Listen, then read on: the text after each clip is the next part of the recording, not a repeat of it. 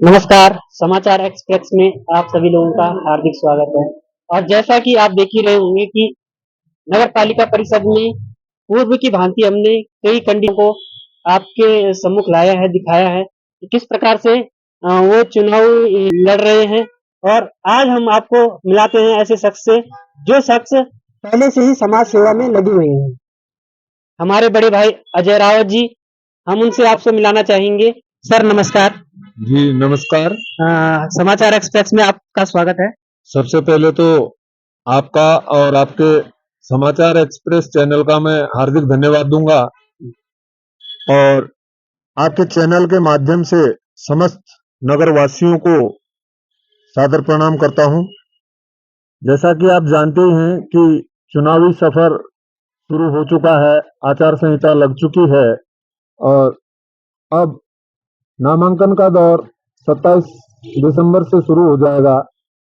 तो इसी क्रम में मैं भी एक प्रत्याशी हूं और मैं भी अपनी कार्य शैली के आधार पर और अपने प्लेटफॉर्म के आधार पर चुनाव मैदान में हूं और मुझे आशा ही नहीं अपितु पूर्ण विश्वास है कि बरकोट नगर की जनता एक शिक्षित और समझदार होने का इस चुनाव में बखूबी अपना परिचय देगी, जो कि आपको आने वाले समय में चुनावी मैदान में परिणाम के रूप में देखने को मिलेगा।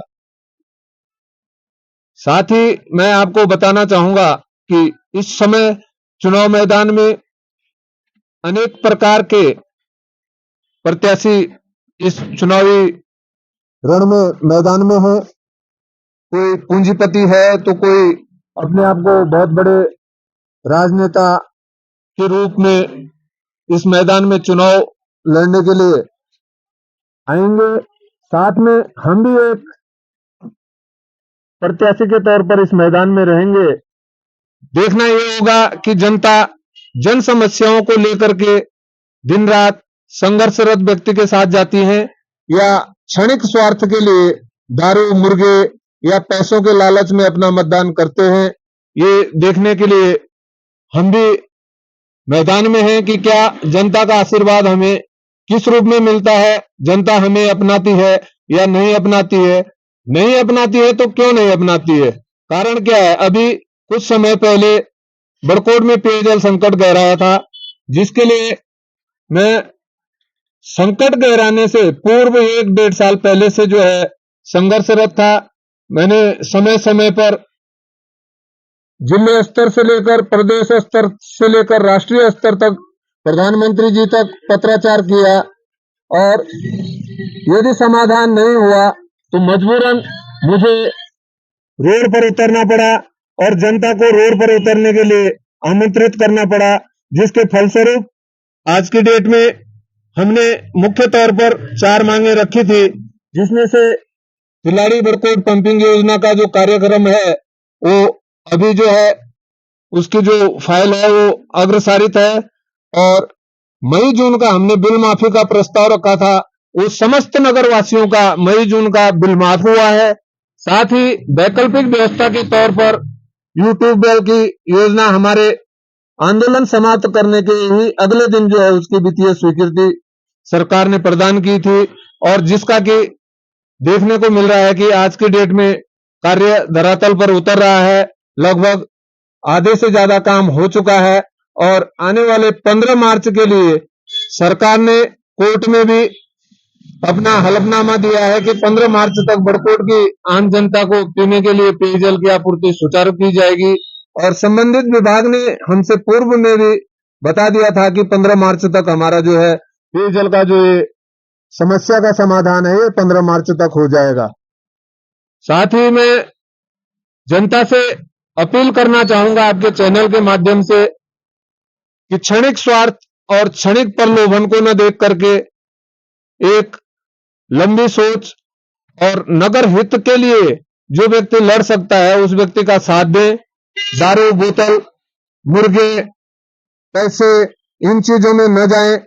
इन चीजों में अगर जाएंगे तो जो व्यक्ति आपको अभी दारू की बोतलें और मुर्गे और पैसे देगा, वो कल की डेट में उनके एवज में दुगनी रकम वसूल करेगा, जिससे विकास जहां है वहीं पे रुक जाएगा। हमारा एक पानी का ही मुद्दा नहीं है। अभी हमने बड़कोट से राड़ी तक जो टनल का जो कार्यक्रम चल रहा है, उससे रोड की ऐसी तैसी हो रखी थी। हमने माननीय जिला अधिकारी माध्यम जी के माध्यम से पत्राचार किया, जिसका कि वर्तमान में तो अभी तो वो क्या कहते हैं, बर्फबारी का सीजन शुरू हो गया है, लेकिन उसमें कार्य जो है जारी हो रखा है और कुछ ही समय बाद मौसम ऋतु परिवर्तन होने पर ही उसका जो है डामरीकरण हो जाएगा।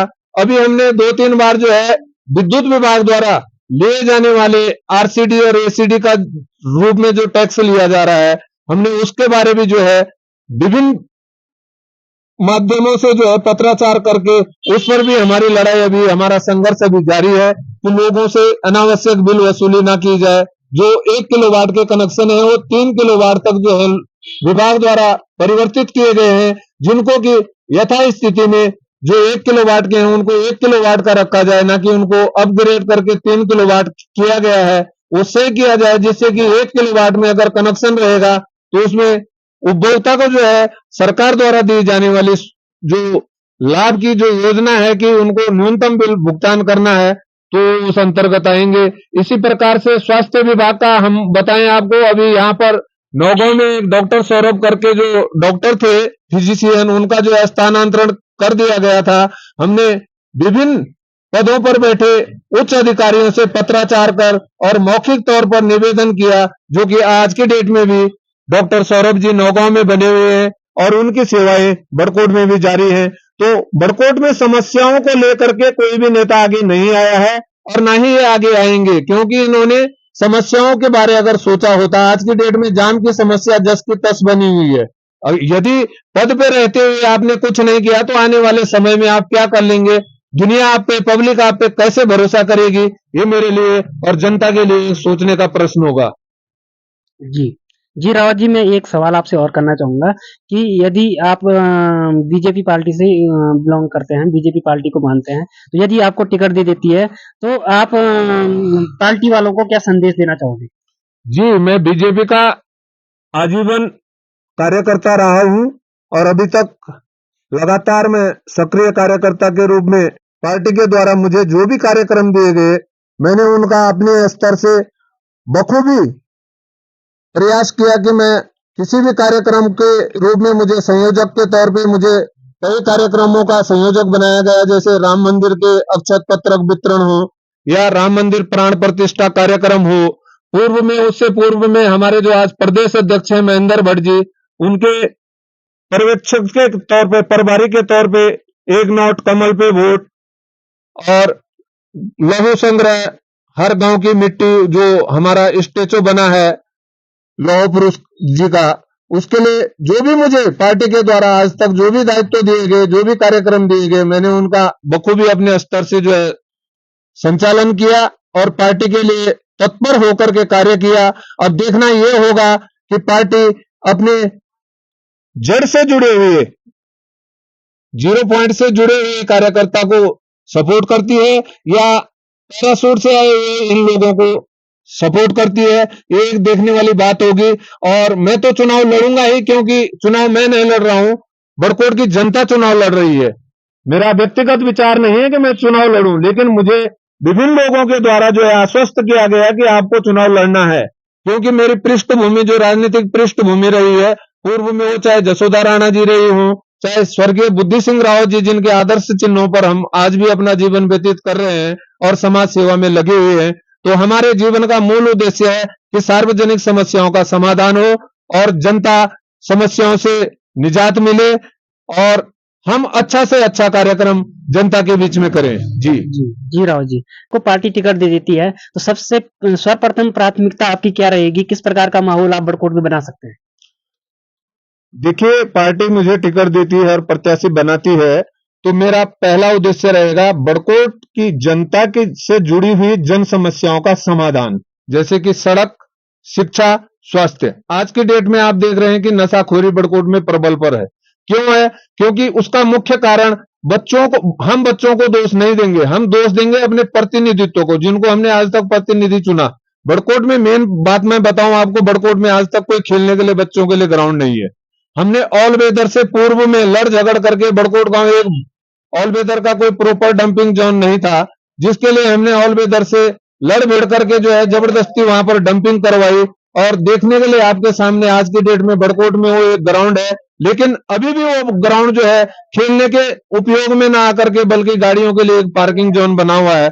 सबसे पहले तो मैं उस खेल मैदान को जो है सुव्यवस्थित करूंगा, जिससे कि बड़कोट के आम बच्चे को खेलने के लिए एक ग्राउंड उपलब्ध हो सके। दूसरी चीज आती है स्वास्थ्य। स्वास्थ्य व्यवस्था आप देख रहे हैं बड़कोट में 10 बेड का हॉस्पिटल है, लेकिन 2 बेडों पे लटका हुआ है। स्वास्थ्य व्यवस्थाओं को दुरुस्त किया जाएगा। सड़क की मेन समस्या है, रास्तों की मेन समस्या है, समस्याओं का ही अंबार है। इस समस्याओं के अंबार को खत्म करने के लिए हम चुनाव मैदान में हैं, और हम आज तक जो प्रतिनिधि रहे हैं, हम उनसे हमेशा जन समस्याओं से जुड़े हुए मुद्दों पर लेकर के लड़ते रहे हैं कि ये काम होना चाहिए, ये काम होना चाहिए। अब हम वहां उस मोमेंट में हम कहां तक सफल हुए, ये जनता भी जानती है, हम भी जानते हैं, और वो प्रतिनिधि भी जानते हैं कि हम किस किस मांग को लेकर के लड़े हैं। आज की डेट में सभी लोग बोल रहे हैं, कोई बोल रहा है जी मैंने ये करवा दिया, मैंने वो करवा दिया। ये करवाने वाले नहीं है, ये सिर्फ खाने वाले हैं और जेब गर्म करने वाले हैं। ये व्यक्तिवाद में जीने वाले लोग हैं, ये समाजवाद में नहीं जीते हैं। ये जो भी सरकार के द्वारा चलाई जाती योजना है, उनका लाभ जो है वो व्यक्तिवाद और अपने निजी लोगों को देते हैं, जो उनके लिए चुनाव में काम करते हैं या जो उनके निजी वोटर हैं। ये नहीं कि सर्वजन हिताय और सर्वजन सुखाय की नीति से काम करें। हमने अभी मांग की थी कि बड़कोट में मई जून का बिल माफ हो। बीच में हमारे एसी साहब आए थे कि जिन वार्डों में पानी नहीं मिला है हम उन्हीं वार्डों का बिल माफ करेंगे। हमने कहा नहीं जी, उन्हीं वार्डों का नहीं, बड़कोट की पूरी जनता परेशान रही है और सभी का बिल माफ हुआ है, और सभी का बिल माफ हुआ भी है। और हमने डिमांड भी सभी की उसमें किसी ने आंदोलन में सहयोग किया, उसका भी माफ हुआ, और जिसने सहयोग नहीं किया उसका भी माफ हुआ। तो ये बोतल और मुर्गों में न जा करके आदमी टैली करे कि कौन आदमी विकास की सोच रखता है, कौन हमारा सुख दुख में साथ दे सकता है, और किस आदमी से हम उम्मीद कर सकते हैं कि हमारे सर्वजन हिताय सर्वजन सुखाय के कार्य होंगे।